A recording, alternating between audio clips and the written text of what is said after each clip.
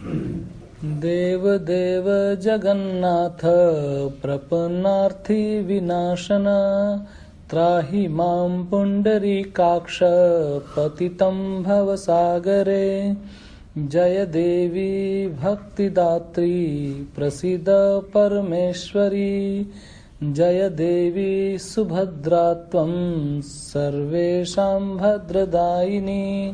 नमस्ते हलग्राहा नमस्ते मूसलायुध नमस्ते रेवती कांत नमस्ते भक्तवत्सल। सुदर्शन महाज्वाला कोटि सूर्य समप्रभ अज्ञान तिमिरांधं तं वैकुंठाब्द प्रदर्शकः। तो ये श्री जगन्नाथ, सुभद्रा मैया, बलदेव जी और सुदर्शन जी के प्रणाम मंत्र है। तो जैसे हम अभी चर्चा कर रहे थे कि जगन्नाथपुरी जो है, सबसे पहले तो ये एक बहुत ही अद्भुत और बहुत ही मिस्टीरियस प्लेस है, क्योंकि जगन्नाथपुरी में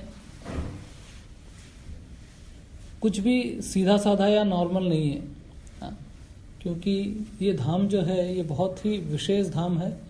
भगवान जगन्नाथ का जो स्वरूप है उसी को देख के आपको पहले तो समझ में आएगा कि जो स्वरूप है बहुत एकदम अद्भुत स्वरूप है। ऐसा नॉर्मल कोई डिटीज देखने नहीं मिलते हैं।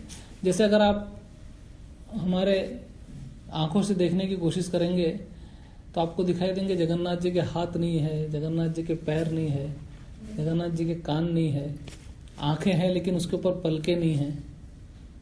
बहुत कुछ ऐसी चीजें हैं। सुभद्रा मैया के तो मतलब उनके तो खैर हाथ ऐसे लगाए हुए दिखते भी हैं, पर सुभद्रा के नहीं दिखते हैं।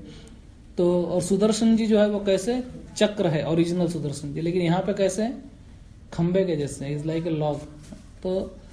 तो कई बार कई लोग समझ नहीं पाते हैं भगवान की जो तत्व को नहीं जानते हैं वो।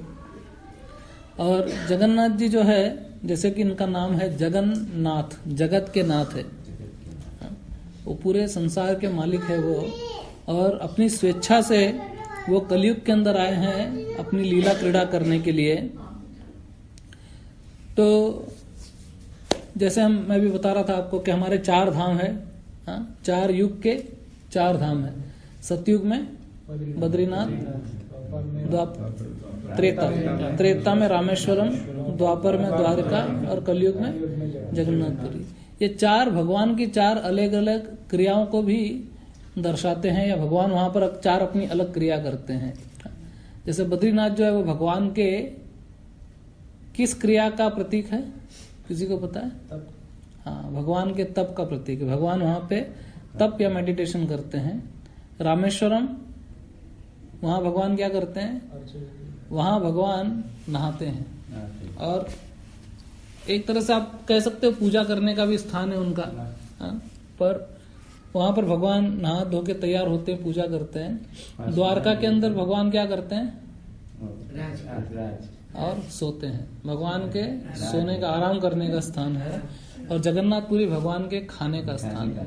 खाना बहुत इंपॉर्टेंट है, तो जगन्नाथपुरी भगवान के खाने का स्थान है। और ऐसे बताते हैं कि भगवान जगन्नाथ का जो हाथ है वो कभी सूखता नहीं है, गीला ही रहता है, गीला ही रहता है। तो मतलब इतना वहां भोग बनता है पूरे दिन। तो ऐसी प्रथा है कि भगवान को भोग लगाते हैं, भगवान वो भोग को ग्रहण करते हैं, खाते हैं, उसके बाद अपना हाथ धोते हैं, और उसके पहले कि भगवान का हाथ सूख जाए धोने के, उनको दूसरा भोग चढ़ाया जाता है। तो दिन भर उधर वो भोग चढ़ते रहता है। और जगन्नाथपुरी का किचन दुनिया का सबसे बड़ा किचन है। 3000 से ज्यादा भक्त उसमें काम करते हैं। और उसके अंदर सिर्फ लकड़ी का प्रयोग होता है ईंधन के रूप में, और वो भी वो लकड़ी जो रथ में यूज होती है, रथ यात्रा के टाइम पे। उससे पूरा साल उनका काम चलता है। जगन्नाथपुरी के अंदर बहुत सारी ऐसी चीजें जो वर्जित है कुकिंग में, जो आती नहीं है रसोड़े में। जैसे चिली वहां यूज नहीं करते हैं, टमाटर यूज नहीं करते हैं, गोभी वहां यूज नहीं करते हैं, ऑब्वियसली ऑनियन गार्लिक यूज नहीं करते हैं। तो ऐसे बहुत सारी ऐसी चीजें हैं जो ट्रेडिशनल, आलू भी नहीं यूज होता है। Yes, so there are many things which are not used in that kitchen. और ऐसे बताते हैं कि स्वयं लक्ष्मी देवी वहां पर कुकिंग करती है भगवान जगन्नाथ के लिए। हाँ, तो लक्ष्मी भगवान जैसे वैकुंठ में भगवान के पैर दबाती है, यहाँ पर भगवान के लिए कुकिंग करती है लक्ष्मी। हाँ, और लक्ष्मी जो है वो खुद भगवान की सेवा करने के लिए लाइन में खड़ी रहती है। ऐसा वर्णन कौन देता है? ब्रह्मा जी। चिंतामणि प्रकर सद्म सुकल्प वृक्ष लक्षावृते सुसुरभीरभिपालयन्तम लक्ष्मी सहस्त्र मतलब हजारों, लक्ष्मी सहस्त्र सत संभ्रम सेव्यमानो, सेवा करने के लिए खड़े रहती है। गोविंदमादि पुरुषम तमहम भजामि। तो ब्रह्मा जी बोलते हैं, तो इतना मतलब ये विशेष महत्व है जगन्नाथपुरी का। और जगन्नाथपुरी में सबसे इम्पोर्टेंट है वह है महाप्रसाद, भगवान का प्रसाद। उसको बोलते हैं अन्न ब्रह्म। अन्न ब्रह्म मतलब जगन्नाथपुरी का प्रसाद खाओ, आपको भगवान का प्रेम मिल जाता है। और जगन्नाथपुरी का प्रसाद इतना इम्पोर्टेंट प्रसाद है कि वहाँ पे कोई झूठा नहीं होता। वहाँ पे एकादशी नहीं रखते हैं लोग। हाँ, एकादशी का एक मंदिर है जहाँ एकादशी को बांध के रखा है, एकादशी की देवी को वहाँ मंदिर में बांध के रखा है। वहाँ कोई भी एकादशी व्रत नहीं करता जगन्नाथपुरी में। पर ऑब्वियसली हम लोग जो है इस्कॉन में ट्रेडिशनल हम लोग करते हैं, क्योंकि हमको प्रभुपाद ने कहा है। बट नहीं भी करो तो पाप नहीं लगता है जगन्नाथपुरी में अंदर। तो और ऐसे बताते हैं कि एक थाली के अंदर जगन्नाथ का प्रसाद एक ब्राह्मण, एक शूद्र और एक कुत्ता तीनों साथ में खा सकते हैं, फिर भी उसको झूठा नहीं माना जाता है। ये महत्व है। जगन्नाथ का भात जग पसारे हाथ, ऐसा वहां पे महिमा है। कोई वहां पे छुआछूत, कोई झूठा उठा कुछ नहीं होता है। एक ही ऐसा प्लेस है। हमारे को पर्सनली अनुभव है कि हम जब पहली बार 1999 में जुलाई में जगन्नाथपुरी में गए थे, तो मेरे साथ में मेरा एक दो दोस्त था, सिंगापुर से था वो, और हम लोग वहां पे जाके हमने देखा कि छाछ के जैसी कोई चीज मिल रही है। तो बहुत गर्मी लग रही थी, जुलाई में बहुत भयंकर गर्मी होती है जगन्नाथपुरी में। तो इतना गर्मी से हम लोग झुलस रहे थे, हमने सोचा अरे छाछ बटर मिल्क पीने मिल रहा है। तो हम उसके पास गए, तो वो एक्चुअली बटर मिल्क नहीं है, वो चावल का पानी होता है। वो बटर मिल्क के जैसा दिखता है, और उसमें मिर्ची और इसका कड़ी पत्ते का तड़का वड़का मारा हुआ होता है सब कुछ। तो बहुत अच्छा लग रहा था, तो हमने लिया। और उसके बाद 2 कुल्हड़ थे ग्लास मिट्टी के देने के लिए, और हम लोग 5 जन थे। तो उन्होंने हमको एक को निकाल के दिया और हमने पिया। हमको लगा कुल्हड़ है, पी के छोड़ के फेंक देंगे जनरली, जैसा हम चाय के साथ करते हैं वैसा। तो उसने दूसरे को कुल्हड़ दिया और पहला वाला कुल्हड़ उठा के उसी को उसमें डुबो दिया।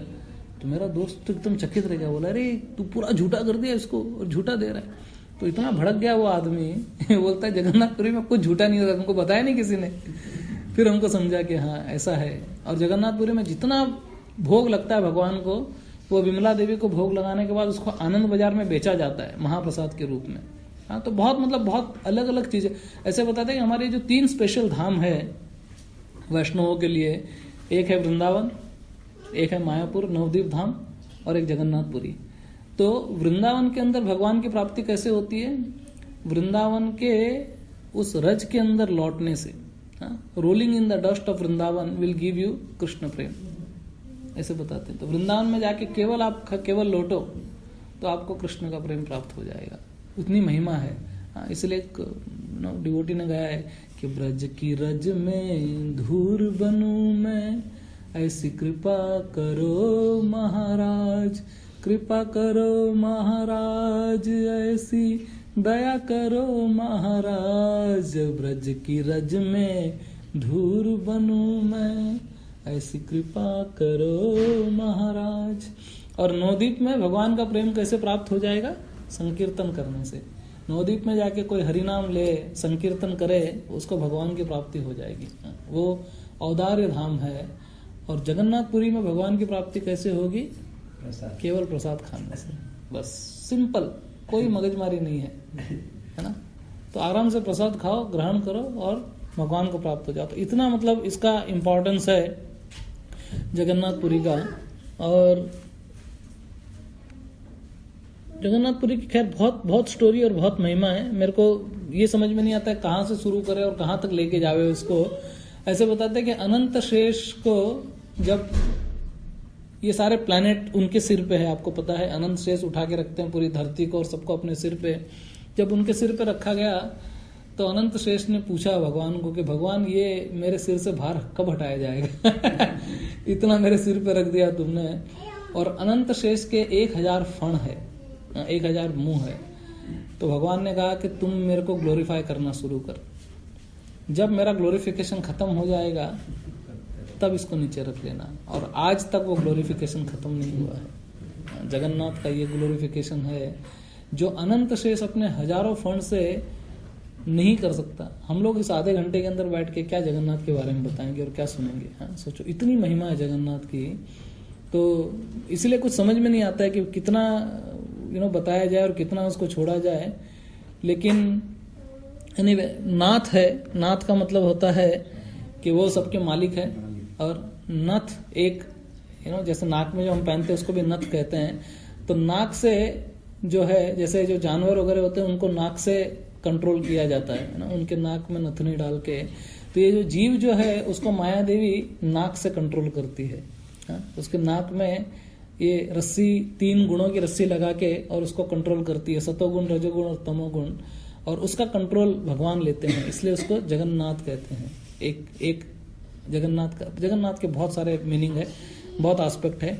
और ये जो जगन्नाथपुरी क्षेत्र है, इसको जगन्नाथपुरी के भी, इसके भी बड़े अलग अलग नाम है। इसको नीलाचल क्षेत्र बोलते हैं क्योंकि वो नील पर्वत पर विद्यमान है, इसलिए इसको श्री क्षेत्र भी बोलते हैं क्योंकि लक्ष्मी जी का स्थान है ये। इसको शंख क्षेत्र भी बोलते हैं क्योंकि जगन्नाथपुरी का आकार एक शंख के रूप में है।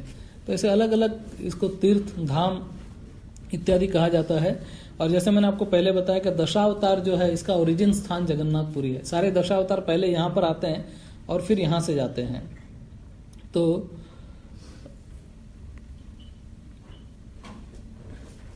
ऐसे बताते हैं कि कोई भी अगर जगन्नाथपुरी में चला जाता है और पर्टिकुलरली रथ यात्रा के टाइम पे, अभी ये रथ यात्रा जो है ये स्वयं अपने आप में बहुत ही एक अद्भुत फेस्टिवल है। अगर आप ऐसे मटेरियल दृष्टि से भी देखो तो रथ यात्रा के पहले जगन्नाथपुरी में ज्यादा लोग दिखाई नहीं देते, रथ यात्रा के बाद जगन्नाथपुरी में ज्यादा लोग दिखाई नहीं देते। लेकिन रथ यात्रा के दिन कम से कम 12-15 लाख लोग अचानक कहां से आ जाते हैं, किसी को समझ में नहीं आता। तो अंग्रेजों ने बहुत प्रयास किया इस रथ यात्रा को बंद करवाने का, लोगों को अंधविश्वास और ऐसा सब बोल के करके, लेकिन वो लोग इसको बंद नहीं करवा सके। उनको कभी समझ में नहीं आया कि एक लकड़ी के कुंद को खींचने के लिए 12-15 लाख लोग कहां से आ जाते हैं।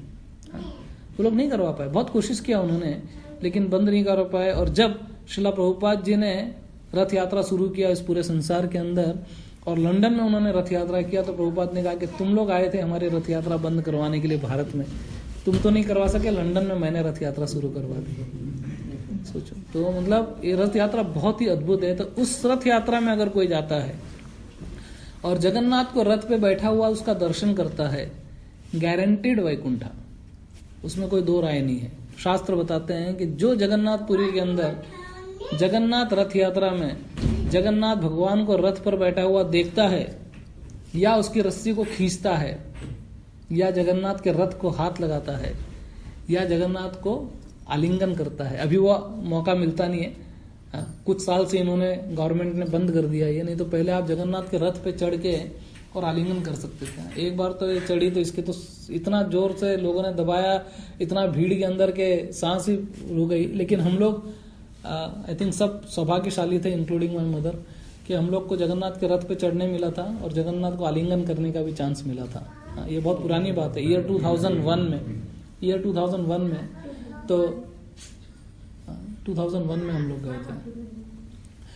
तो एनीवे, तो जो जगन्नाथ को, भगवान को टच करेगा, जो हाथ लगाएगा, और जगन्नाथपुरी के अंदर ऐसा है कि आप जाओ तो मुक्ति गारंटीड है। जगन्नाथपुरी में चलना मतलब परिक्रमा है, कहीं पे भी चलो तो जगन्नाथपुरी में कहीं पे भी व्यक्ति चलेगा, भगवान उसको कंसिडर करते हैं कि वो परिक्रमा कर रहा है। जगन्नाथपुरी में आप सो जाओ, भगवान उसको दंडवत मान लेते हैं। सोचो, मतलब इतना महिमा है जगन्नाथपुरी का। और अगर कोई सो जाता है, मतलब ऐसा कोई लेट जाता है तो उसको दंडवत मान लेते हैं, सो जाता है तो उसको योग निद्रा मान लिया जाता है।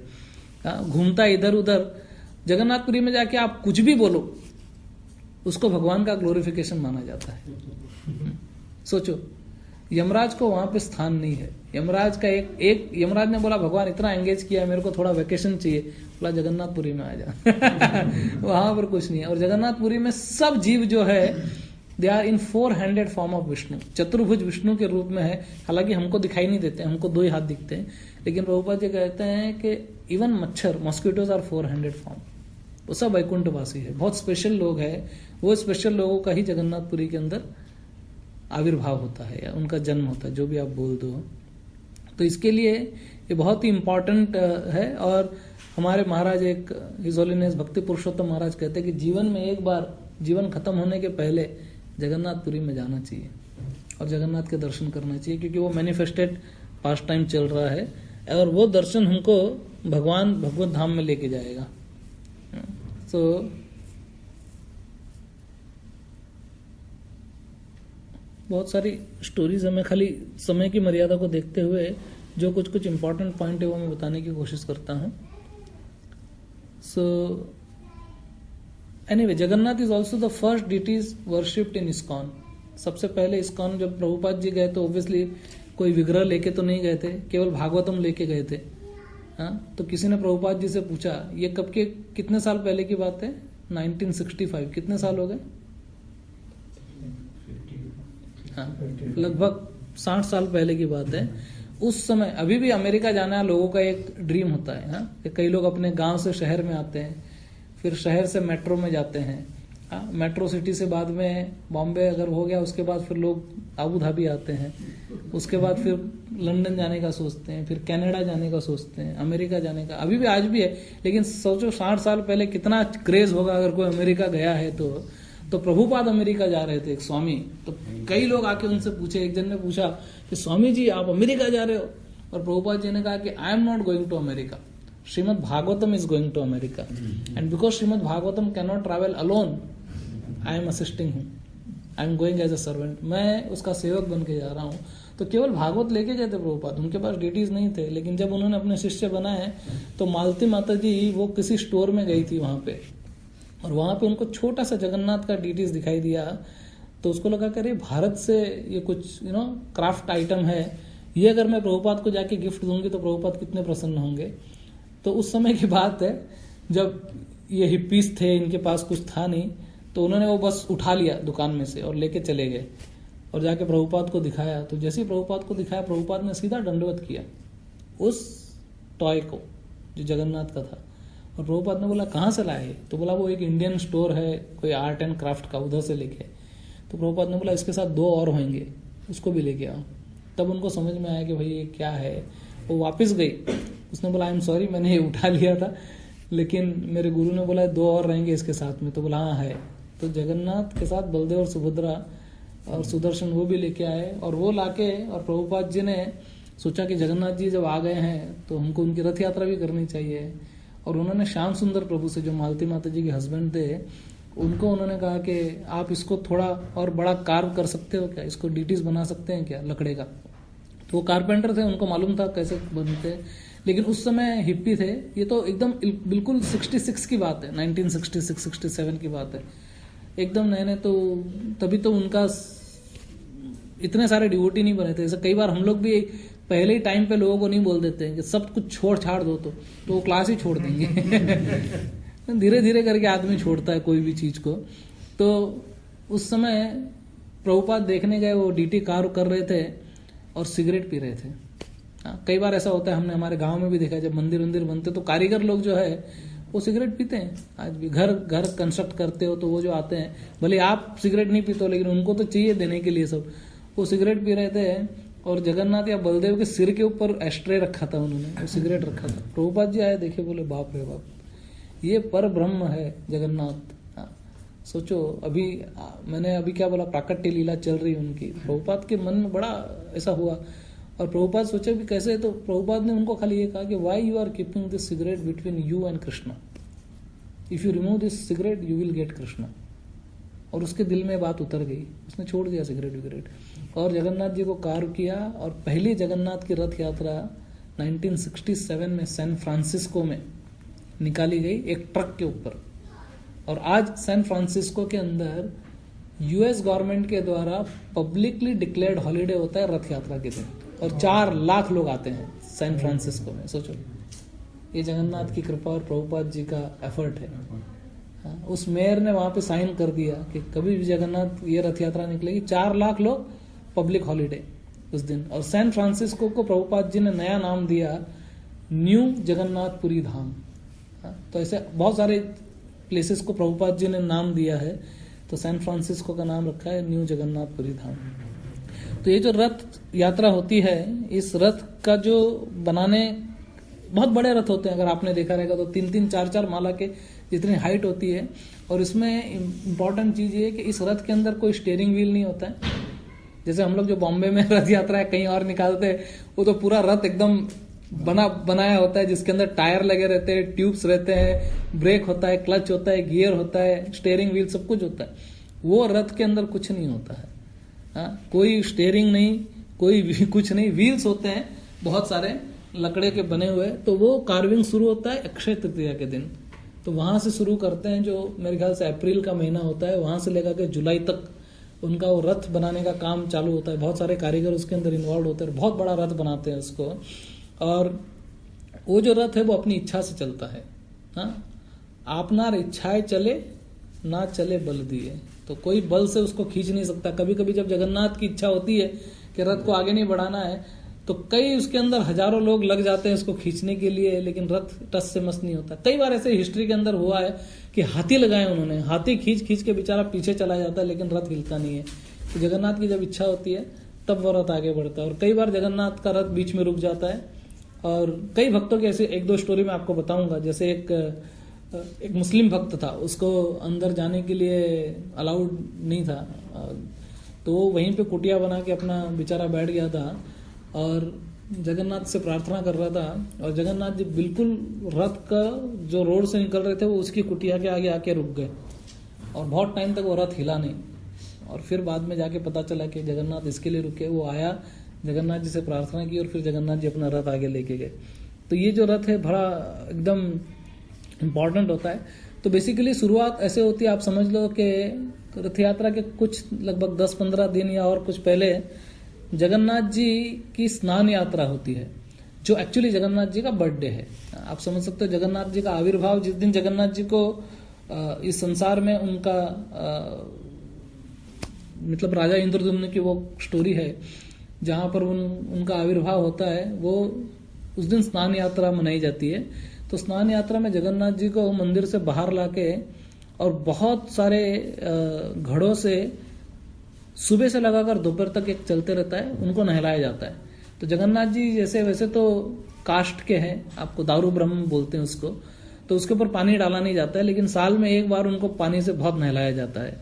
तो इतना नहलाते हैं उसको कि भगवान को सर्दी लग जाती है। सोचो, भगवान ही लीला करते हैं कि जैसे कई बार बहुत बहुत पानी कोई डाल रहा है तो सर्दी लगती है, फिर उनको बुखार हो जाता है।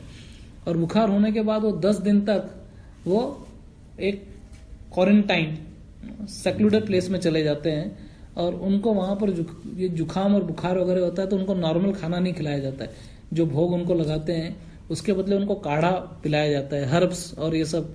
तो वो 10 दिन तक उनकी सेवा करते हैं वो, और उसके बाद जगन्नाथ रिकवर होते हैं। फिर उनको पेंट किया जाता है वापस से, जिसको बोलते हैं नेत्रोत्सव, नेत्र उन्मूलन। ये जब भगवान पहली बार दर्शन देते हैं उस 10 दिन के बाद में, और उसके नेक्स्ट डे फिर वो रथ पे चढ़ते हैं, तो वो नेत्र उत्सव होता है।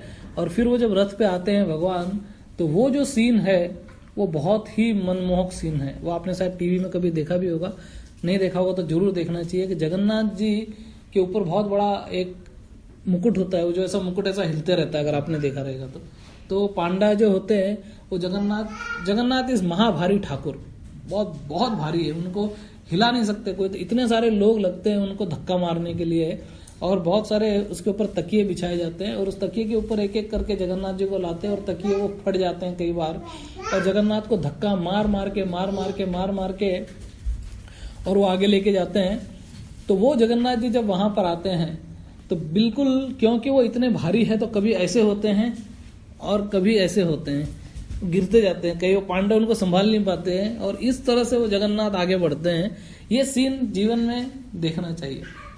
कोई भी कीमत पर इस सीन को कभी नहीं मिस करना चाहिए कि ये जो जगन्नाथ जी बाहर आते हैं अपने मंदिर से और जब रथ के ऊपर चढ़ने की जब जो प्रक्रिया है उस उत्सव को बोलते हैं पहंडी या पांडु विजय उत्सव। तो ये पहंडी जो है इसका दर्शन जरूर करना चाहिए। पहंडी पे जगन्नाथ जी ऐसे जब चढ़ के जाते हैं तो ऐसे झूमते हुए जाते हैं, ऐसा लगता है कि कोई एक दारूडिया या कोई जो जिसने पी के रखा है ड्रंकर्ड पर्सन है वो जाता है।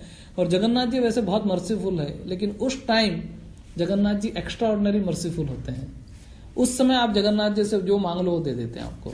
ऐसी प्रथा है, ऐसा बताया जाता है कि एक जब व्यक्ति जब बहुत पिया है और नशे में एकदम है तो उससे आप कुछ भी मांगो बोलेगा चल ले दे दिया मैं, है क्या नहीं, इस तरह से।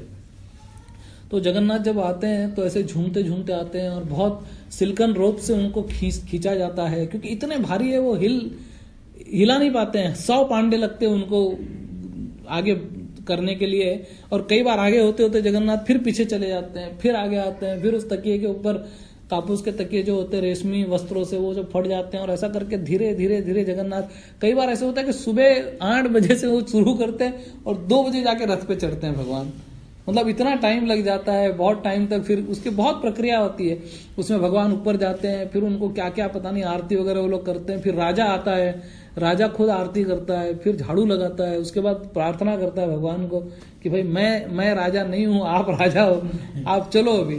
तब जगन्नाथ जी अपना रथ निकालते हैं। उसमें पहले बलभद्र का रथ जाता है, फिर सुभद्रा का रथ जाता है, फिर जगन्नाथ जी लास्ट में जाते हैं। और जगन्नाथ जी का जब रथ चलता है और मतलब सुभद्रा मैया का और बलदेव, तो ऐसी घड़घड़ाहट की आवाज आती है जैसे एक बड़ा हेलीकॉप्टर उड़ रहा हो करके, और इतने सारे पांडे रहते जो रथ के ऊपर रहते हैं वो ढोल मंजीरे लेके झंग झंग झंग झंग झंग झंग बजाते रहते हैं और स्तुति करते रहते हैं उनकी। इतना स्तुति करते करते करते भगवान को लेके जाते हैं रथ को खींचने के लिए और लाखों लोग उस रथ को खींचते हैं। हाँ, तो कई बार जब जगन्नाथ जी की इच्छा होती है तो वो बिना रुके घड़गड़ गड़गड़ गड़गड़ गड़गड़ एकदम चले जाते हैं।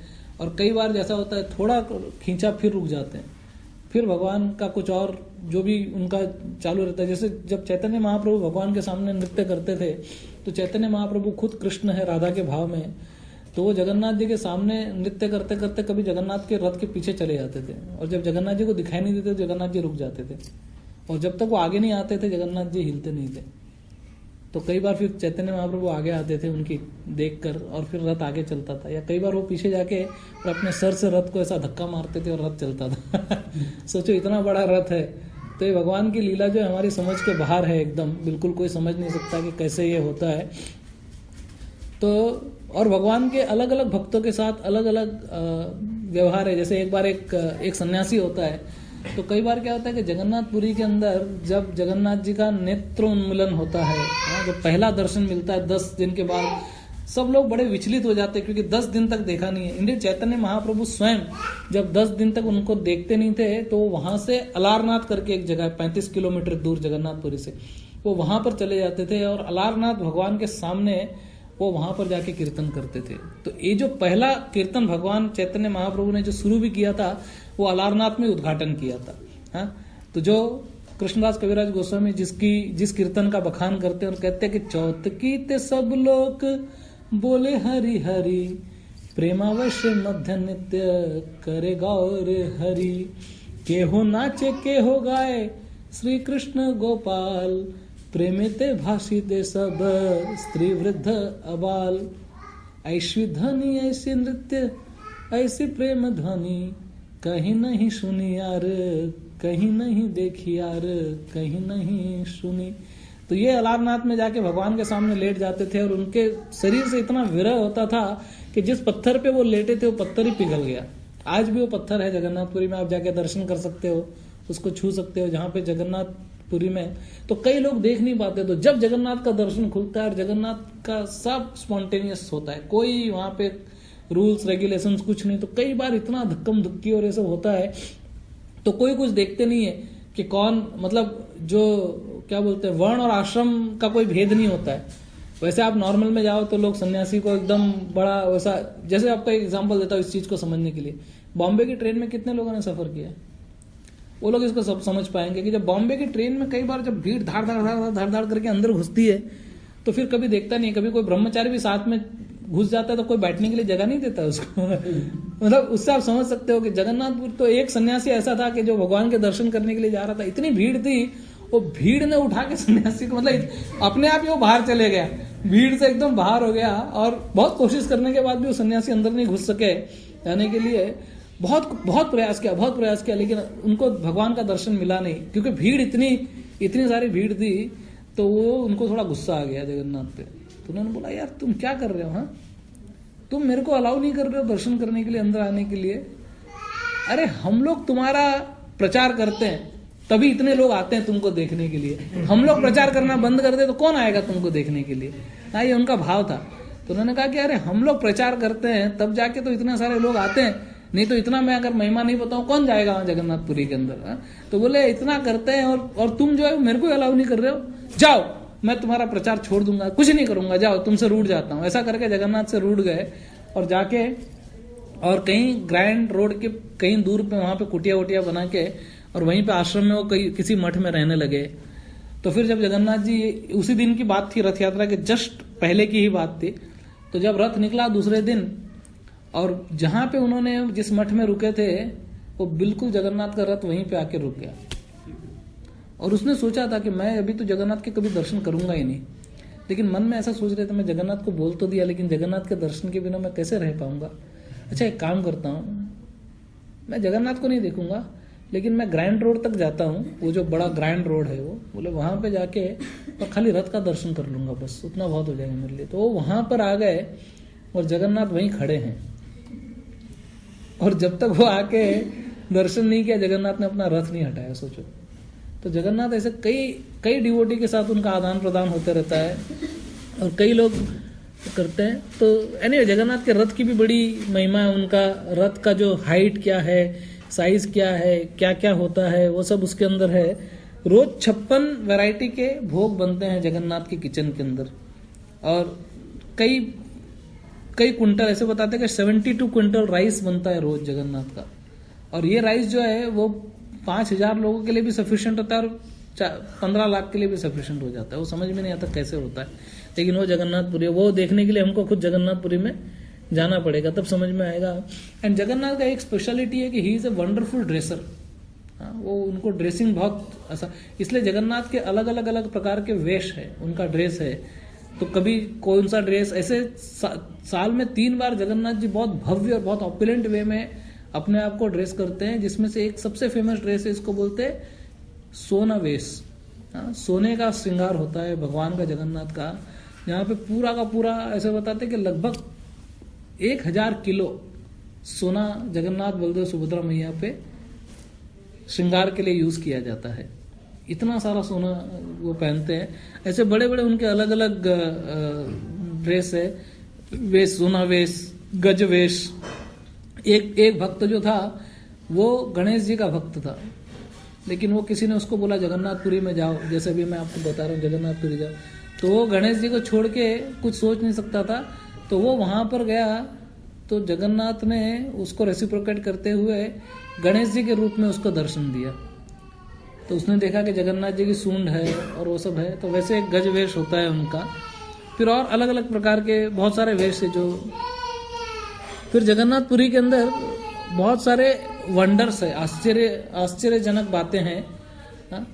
तो बहुत सारी है, मे भी 7-8 हम प्रयास करेंगे, क्योंकि 8 इंटरनेट पे बहुत घूमते रहते हैं ये। तो किसी को पता है जगन्नाथपुरी के अंदर क्या क्या वंडर्स है? एक एक करके हम लोग लेते हैं। Anybody knows what are? Yes, एक तो जो चक्र है उसकी वो हर तरफ से किसी एंगल से देख लो तो ये जो सुदर्शन चक्र है, ऐसे बताते हैं कि जगन्नाथ के इस चक्र का दर्शन करना is equivalent to darshan of lord Jagannath. It's non different. क्योंकि हरिदास ठाकुर जो कि उच्च कोटि के भक्त है, नामाचार्य है, वो यवन परिवार से थे, तो वो अंदर जाते नहीं थे और केवल चक्र का दर्शन करते थे। और चैतन्य महाप्रभु, मतलब जगन्नाथ भगवान चैतन्य महाप्रभु के रूप में जो खुद जगन्नाथ है, वो आके और उनको महाप्रसाद देते थे और वो चक्र का दर्शन करते थे। और चक्र की ये एक विशेषता है, जैसे फॉर एग्जांपल चक्र ऐसा है, तो अगर इस तरफ से आप देखोगे तो आपको मतलब इस तरह का दर्शन हो रहा है, लेकिन यहां से जब देखोगे तो जैसे फॉर एग्जांपल ये मोबाइल है, यहाँ से इतना चौड़ा दिख रहा है, लेकिन जो व्यक्ति यहाँ से दर्शन करेगा उसको तो लगेगा ये बहुत पतला है यहाँ से, लेकिन वो चक्र जो है वो हर एंगल से एक जैसा दिखाई देता है। तो ये एक महिमा है जगन्नाथपुरी की। और क्या?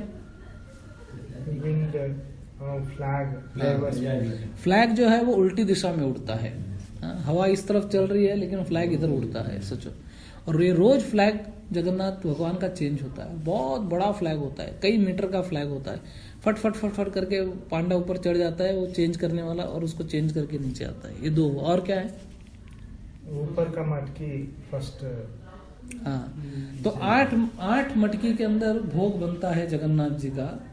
तो लॉजिक के हिसाब से सबसे पहला जो नीचे का मटकी है उसके अंदर भोग बन जाना चाहिए, लेकिन लास्ट में बनता है। और ये किसी को मालूम नहीं ऐसा क्यों होता है, बट पहले जो है कई लोगों ने इसको आजमा के देखा है, लास्ट मटकी में पहले पकता है फिर नीचे तक आता है। तो ये तीसरा एक चमत्कार है। और पानी का साउंड अंदर आता है, समुद्र का साउंड कितना में। तो जगन्नाथपुरी के अंदर के पास में समुद्र है। अभी समुद्र के साथ भी भगवान की बहुत सारी लीलाएं हुई है, मतलब सब बताने बैठे तो बहुत समय चला जाए। मैं आपको शॉर्टकट में बताता हूँ कि समुद्र बेसिकली कौन है जगन्नाथ का? व्हाट इज रिलेशनशिप ऑफ समुद्र विद जगन्नाथ? कृष्णा के साथ समुद्र का क्या रिलेशनशिप है, किसी को पता है? समुद्र उसके ससुर है। लक्ष्मी समुद्र से पैदा हुई थी, उसका उद्गम हुआ था, तो इसके लिए ससुर है। और वो समुद्र बहुत आवाज करते रहता है, तो जगन्नाथ को रात को नींद नहीं आती है, बोलते कि क्या आवाज कर रहा है ऐसा करके। तो फिर बाद में उन्होंने बोला कि जगन्नाथ मंदिर के अंदर वो आवाज नहीं आएगी, जो आवाज है वो बाहर ही है। तो आप सिंह द्वार के एक स्टेप बाहर खड़े रहो तो आपको आवाज सुनाई देती है, एक स्टेप अंदर लेते हो और पूरा ओपन है लेकिन आवाज नहीं सुनाई देती है आपको। तो जगन्नाथ ने हनुमान जी को बोला यार ये मेरा ससुर बहुत परेशान करता है मेरे को, तो एक काम कर, यू एंश्योर दैट ये आवाज नहीं सुनाई देनी चाहिए मेरे को। तो वहां पर एक हनुमान जी जिसका नाम है कान फाटा जगन्नाथ, कान फाटा हनुमान, मतलब वो कान लगा के रुके कि भाई आवाज आनी नहीं चाहिए। फिर एक दूसरे हनुमान जी जिसका नाम है बेड़ी हनुमान। तो बेड़ी हनुमान का क्या है कि एक बार जगन्नाथ देखा हनुमान को, तो हनुमान जी उधर से अयोध्या चले गए भगवान राम के पास में, उधर जाके कुछ सेवा कर रहे हैं और उधर फल वल खा रहे हैं। तो फिर उनको बांध दिया, बोला तुम कहीं नहीं जा सकता, तुमको इधर रहना पड़ेगा। तो ऐसे हनुमान जी की कई जगन्नाथ के साथ में पास टाइम्स है, तो एक उसको बेड़ी हनुमान बोलते हैं, एक कान फाटा हनुमान है, और ऐसे अलग अलग है ये। और क्या है, क्या पढ़ा है आपने इंटरनेट पे? हाँ, जगन्नाथपुरी के मंदिर के ऊपर से कोई पंछी उड़ नहीं सकता, कोई विमान उड़ के नहीं जा सकता, वो पास से जाते हैं लेकिन उसके ऊपर से नहीं जाते। वो भी एक चमत्कार है। और क्या है?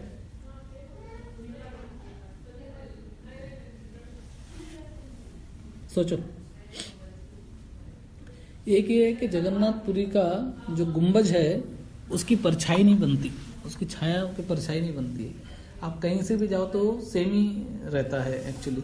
जबकि ऐसे बताते हैं कि जगन्नाथपुरी का जो मंदिर है ये 214 फुट ऊंचा है। अभी आई डोंट नो कितना मीटर होगा, वो आप कैलकुलेट कर लो उसको, लेकिन बहुत बड़ा है। लेकिन इस गुम्बद की छाया कभी भी बनती नहीं है, ये बताया गया है। फिर हवा की दिशा हमने चर्चा की, वो उल्टे दिशा में जाती है। सबसे बड़ा रसोई घर, जैसा मैंने आपको बताया पहले, किचन जो है ये जगन्नाथपुरी में है। और बहुत सारे रसोइये यहाँ पे अपना काम करते हैं। और वो जो मटके का हमने बात किया, समुद्र की ध्वनि, और सबसे बड़ी रथ यात्रा जगन्नाथ की निकलती है। खैर और भी बहुत कुछ है इसके अंदर। रसोई सबसे बड़ी, हाँ रसोई बड़ी है। फिर ऑब्वियसली ये मूर्ति जो है चेंज होती है। कोई भी मूर्ति आपने देखा रहेगा किसी मंदिर में चेंज नहीं होती है, लेकिन हर 18-19 साल के बाद में ये जो जगन्नाथ की मूर्ति है ये चेंज होती है। तो पुरानी मूर्ति को वहीं पे विग्रह के साथ में प्रस्थापित कर दिया जाता है, और हर 18-19 साल के बाद, मतलब जो भी इनका टाइम पीरियड रहता है, तो अभी 2000 कभी था 14 में या 2016 में आई थिंक ये मूर्ति चेंज हुई है। अब लगभग 15-16 साल के बाद में वापस से चेंज होगी। तो ये इतनी सब जगन्नाथ की महिमा है। जगन्नाथ के बहुत सारे ऐसे भक्त हैं, एक्चुअली भक्तों की श्रृंखला है कथा की, इतने डिटेल में नहीं आऊंगा, एक और दो मैं बता देता हूँ। एक भक्त थे जिनका नाम था रघुदास। उनका नाम रघुदास इसलिए था क्योंकि वो श्री रामचंद्र जी के भक्त थे और वो हमेशा जगन्नाथ जी को रामचंद्र जी के रूप में देखा करते थे। इसलिए एक बार जगन्नाथ ने श्री रामचंद्र जी का ही उनको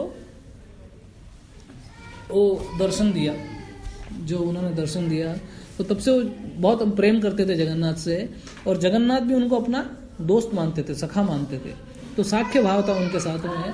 तो एक बार जगन्नाथ जी को जैक फ्रूट खाने का मन हुआ, कटहल बोलते ना हिंदी में उसको, जैक फ्रूट खाने का बड़ा मन हुआ। तो उन्होंने रघु को बुलाया और रघु को कहा कि चलो हम लोग जाके जैक फ्रूट लेके आते हैं। और राजा के गार्डन में मैंने सुना कि बहुत बड़े बड़े और बहुत स्वादिष्ट जैक फ्रूट है, वो वहां से लेके आते हैं। तो रघु ने बोला कि वहां पे जाके फिर रात को बुला रहे, रात को क्यों लेके आएंगे, चोरी क्यों करेंगे, हम राजा को मांगेंगे, राजा हमको दे देगा। जगन्नाथ ने बोला यार मैं ना, मेरे घर पे 9 लाख गाय थी, मेरे पास बहुत सारा माखन घर में बनता था, लेकिन फिर भी मैं चोरी करने जाता था, क्योंकि बहुत अलग मजा आता है उसके अंदर चोरी करने का। चोरी करके खाने का जो मजा है वो एकदम बिल्कुल अलग है। कई बार हम लोग जाते हैं ना, वो दुकान में से एक अंगूर उठा के खाते, उसमें ज्यादा आनंद आता है हमारे को। तो बोला चोरी करने का बहुत आनंद आता है, हम लोग उधर जाएंगे तो बहुत, अभी ऑब्वियसली जगन्नाथ तो बहुत मीठा बोलने वाले हैं। तो रघु बेचारा कितना, वो बोले ठीक है, चलना ही पड़ा उसको। देख ले जरा उसको।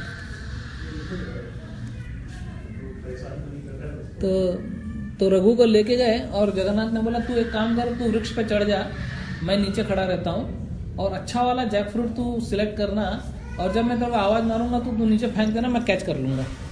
तो रघु बोला ठीक है। ऐसा करके ऊपर चढ़ाया और बड़ा एकदम बहुत बड़ा जैक फ्रूट, ऐसा बताते हैं कि जगन्नाथपुरी के अंदर आज भी इतने बड़े बड़े जैक फ्रूट होते हैं, मतलब ह्यूज। उस समय तो और भी बड़ा होगा, ये कुछ 300-400 साल पुरानी बात है। तो वो जैक फ्रूट उसने रघु ने उठाया और जगन्नाथ को बोला तो है नीचे, तू बोला हाँ है, फेंक फेंक फेंक, कोई बात नहीं। तो जैसे रघु ने फेंका तो जगन्नाथ भाग गए वहां से कैच करने के बदले, और धाड़ करके वो जैक फ्रूट नीचे गिरा, भम से फूटा वो, और फूट के पूरा उड़ा और इतनी जोर से आवाज आई तो जो चौकीदार था उसको पता चला कि कोई घुसा हुआ है। तो गया देखने के लिए, तो देखा तो रघु, तो ये रघु जो थे वो बहुत बड़े पंडित थे, मतलब कोई ऑर्डिनरी व्यक्ति नहीं थे, बड़े सम्मानित व्यक्ति थे वो। रघु को फिर उसने सोचा रघु क्यों ऊपर चढ़ के चोरी करेंगे ना, इनको चोरी करने की जरूरत पड़ गई। उन्होंने जाके फिर राजा को बताया, तो राजा भी सोचा, रघु को बोला कि रघु, मतलब वो रघु उधर ही बैठा था, उतरा नहीं नीचे, तो राजा को लेके आया।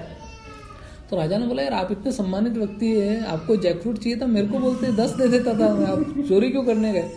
तो फिर रघु ने बोला मैं चोरी करने नहीं आया, जग्गू मेरे को इधर लेके आया ये जगन्नाथ मेरे को इधर लेके आया। और जब पूरी स्टोरी बताई तब राजा को समझ में आया कि जगन्नाथ ने ऐसा काम किया है। तो ऐसे जगन्नाथ बहुत काम करते थे। तो कई बार एक बार उनको कुछ खाने का मन हुआ तो खेत में चले गए, और खेत में जब गए और पता नहीं फटाफट दौड़ के आए तो उनका दुपट्टा जो था वो खेत के अंदर ही रह गया। और फिर यहाँ पे लोग ढूंढ रहे कि दुपट्टा किधर है, दुपट्टा किधर है, दुपट्टा किधर है। फिर जगन्नाथ सपने में आके बोले मेरा दुपट्टा उधर है, जाओ वहां से लेके, और रात को मेरे को भूख लगी थी, मैं कुछ खाने के लिए चला गया था। तो ऐसा करते हैं जगन्नाथ जी। और फिर एक बंधु मोहंती करके था, तो बंधु मोहंती बहुत दूर से जगन्नाथ जी से मिलने के लिए आए अपने परिवार के साथ में, लेकिन वो पता नहीं कौन सी जाति का था, उसको अलाउ नहीं किया वहां पे किसी रीजन की वजह से। तो वो वहीं पे बेचारा जगन्नाथ मंदिर के बाहर में रहा, और बहुत भूख लगी थी उसके बच्चों को, और उसको एकदम मरने जैसी सिचुएशन हो गई थी। तो जगन्नाथ खुद रात को अपना भोग का थाली लेके बंधु मोहंती के पास आके दिए। स्टोरी बहुत लंबी है, मैं शॉर्टकट में बता रहा हूँ क्योंकि हमारा टाइम हो गया है। तो वो लाके थाली दिया उनको, और बंधु मोहंती ने तो बेचारे ने प्रसाद लेके और वो सो गए, और थाली उसने अपने उसमें बैग में रख लिया कि जगन्नाथ लेके आए हैं। तो सुबह जब पुजारी लोगों ने दरवाजा खोला और भोग लगाने के लिए गए तो थाली गायब वहां पे, और सबने सोचा थाली किधर गई, थाली किधर गई। तो ढूंढने लगे, ढूंढ के फिर किसी को पता चला कि थाली जो है वो बंधु मोहंती के पास मिली। तो किसी ने बोला कि अरे तेरे को मंदिर में घुसने नहीं दिया तो तूने चुरा लिया जगन्नाथ का, अभी तेरे को राजा के पास जाता है सजा दिलाएंगे। वो राजा के पास गया और बंधु मोहंती बोलने लगा कि बाबा कोई व्यक्ति आके, क्योंकि जगन्नाथ के रूप में जगन्नाथ नहीं आए थे, किसी व्यक्ति के रूप में आए थे वो। तो बोला किसी ने मुझे दिया था, मैंने चुराया नहीं। तो कोई उसकी बात नहीं माना। उसको जेल में डाल दिया। फिर बाद में जगन्नाथ जी, प्रभु उनको थोड़ा प्रसाद सर्व कर देना, तो आप प्रसाद लेके जाइए, हाँ थोड़ा पैक करके ले जाओ, थैंक यू। तो उन्होंने फिर राजा के सपने में आए जगन्नाथ और बोला कि अरे यार मैं खुद लेके गया था थाली, उसका कोई दोष नहीं, उसको छोड़ दो। तो ऐसे मतलब कई जगन्नाथ के ऐसे पास टाइम्स है जो जगन्नाथ जी करते रहते हैं। और खाली वही जगन्नाथपुरी के नहीं, हमारा मायापुर में भी जो राजापुर मंदिर है उसके अंदर भी जगन्नाथ के बहुत सारे पास टाइम्स है। तो वो जो एरिया है मायापुर का, वहाँ बहुत सारे मुस्लिम लोग रहते हैं। तो एक बार किसी ने जगन्नाथ का प्रसाद एक रिक्शा ड्राइवर को दिया, वो मुस्लिम था, तो उसने वो प्रसाद नहीं लिया, फेंक दिया, बोला हम नहीं खाते हैं ऐसा करके। तो फिर बाद में दूसरे दिन वो रिक्शा ड्राइवर आया पुजारी से प्रसाद मांगने के लिए, मुंह पूरा सूजा हुआ था उसका। तो बोला क्या हो गया? तो बोला यार रात को ये जो तुम्हारा कालिया है ये आया मेरे छाती पे चढ़ गया, और दूसरा जो व्हाइट वाला है वो दे धवाधव मेरे को इतना मारा बलदेव ने। तो बोला मेरे प्रसाद का अपमान किया। ये सत्य घटना, ये तो खाली 100 साल पहले की है, शायद 100 साल भी नहीं हुए रहेंगे इस बात को। तो ऐसे बहुत सारे अलग अलग जगन्नाथ के पास टाइम से भक्तों के साथ होते रहते हैं, कुछ न कुछ वो करते रहते हैं। तो जगन्नाथपुरी बहुत मिस्टीरियस प्लेस है इंडीड। एक आपको लास्ट बोल के मैं एंड करता हूँ कि एक बार जगन्नाथपुरी के अंदर किसी ने देखा, पांडा ने, कि बहुत बड़ा व्यक्ति जिसकी हाइट मतलब लगभग 10 फुट से ज़्यादा रहेगी। तो आजकल तो ऐसा आदमी दिखाई नहीं देता इतना बड़ा हाइट वाला। तो इतना बड़ा हाइट बॉडी वाला आदमी दिखाई दिया, पूरा सोने से उसका कभी कभी तुमने शायद फोटो में देखा रहेगा, बहुत सारे लोग बहुत सोना पहन के उनको शौक रहता है। जैसे हमारे भप्पी जी है, पूरे लदे हुए रहते सोने से। तो वैसे बहुत सारे लोग होते हैं, तो सोना वोना पहन के इतना सारा सोना लेके कोई आया था। तो पांडा ने देखा यार ये व्यक्ति विचित्र है, ये कोई नॉर्मल व्यक्ति नहीं लग रहा है। तो उससे पूछने के लिए गया, लेकिन वो पांडा जो था वो बूढ़ा था और ये बहुत जवान था। ये फटाफट चलने लगा। वो बेचारा पांडा भागने लगा पीछे पीछे। बोलो कुछ तो पता लगाता हूँ कौन है, कहाँ से आया, इतना बड़ा आदमी कहाँ से, विशाल का है। तो कैसे तो समहाउ जाके उसको पकड़ा, उसको बोला तुम कौन है। तो वो भागने लगा, बोला नहीं। तो बोला नहीं कौन है तुम बताओ। तो उसने बोला किसी को बोलना नहीं, मैं विभीषण हूँ, रावण का जो भाई विभीषण। बोला मैं विभीषण हूँ। तो पांडा ने बोला मैं कैसे विश्वास करूँ तो विभीषण है। तो उसने एक अंगूठी निकाल के दिया उसको, बोला ये अंगूठी ले, ये विभीषण का अंगूठी और किसी को मालूम नहीं है। जगन्नाथ तेरे को सपने में आके बताएगा। जगन्नाथ सपने में आके बोले कि ये विभीषण था एक्चुअली जो मुझसे मिलने के लिए आया था। तो इतने सारे मतलब अलग अलग पर्सनालिटीज है।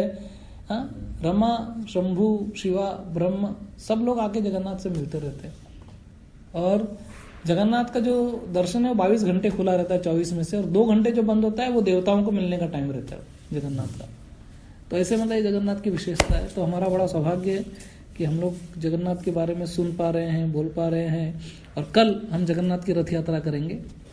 तो ये बैकग्राउंड बताने का एक रीज़न ये भी था कि कल हम लोग अच्छे मूड में प्रिपेयर होके आए और जगन्नाथ का जो कृपा है उसको स्वीकार करें। ठीक है, so will stop here. Thank you very much. Hare Krishna. जय श्री जगन्नाथ स्वामी की जय, श्रीला प्रभुपाद की जय, गौर प्रेमानंदे।